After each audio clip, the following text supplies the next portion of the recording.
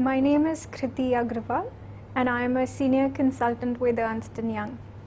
I was looking at my options to take an English language test for immigration purposes.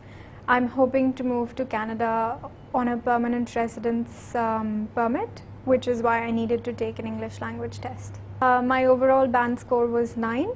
I scored in the reading section a 9, in the listening section again a 9, in the speaking test 9, and in the writing section my score was 8.5. I took a lot of practice tests. I think that was the most efficient way to prepare for a test because it not only helped me time myself for different sections but also helped me familiarize myself with the types of questions to expect in each section. So with IDP, I received a book at the time of registration of my test, and I found that really helpful because it had sample responses from students who'd taken the test before, which I found really helpful to go through, especially for the writing section, because it gave me tips and tricks to formulate a clear, concise essay response.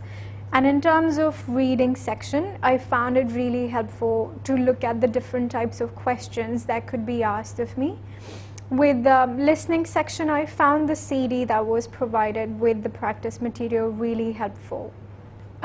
Definitely the booklet that I received from IDP was the most helpful. I did a lot of research online as well to see sample quizzes and sample responses from candidates who'd taken the test before, but I think that the booklet that I received with the CD with the practice test was the one that I practiced the most on. In addition to the material that was already provided, one additional practice step that I took was for the speaking section.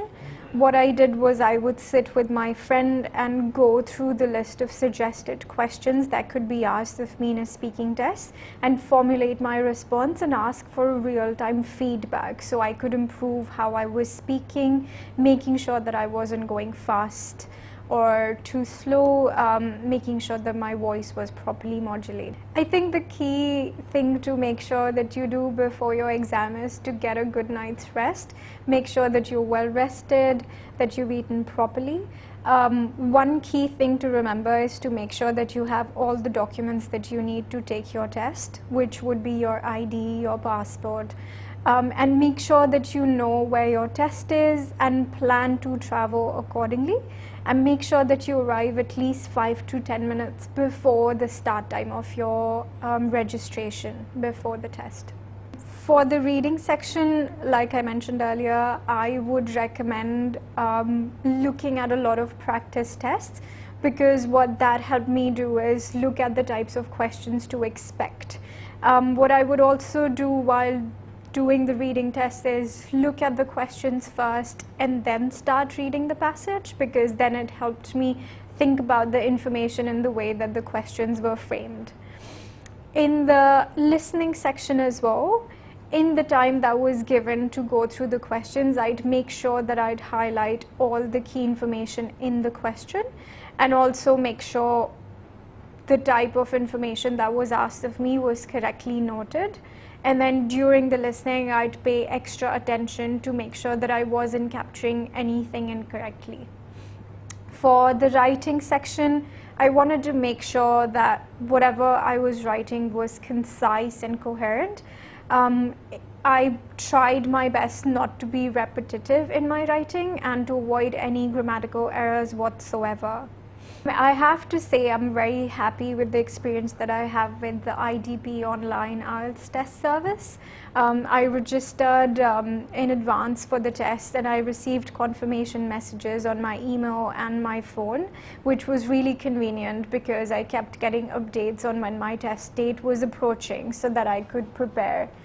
When I went to the test center, which was clearly marked on my test appointment letter, I had no difficulty locating the IDP because there were proper signs at the center. And once at the center, the attendant at the reception was very helpful in guiding me where to store my valuable belongings and how to register for the test. And then they advised us on best practices to do during the test and what sort of rules and procedures to follow during the test. So for example, if I needed to excuse myself during the test, I would have to raise my hand, which was already instructed to us, which made the entire process much smoother.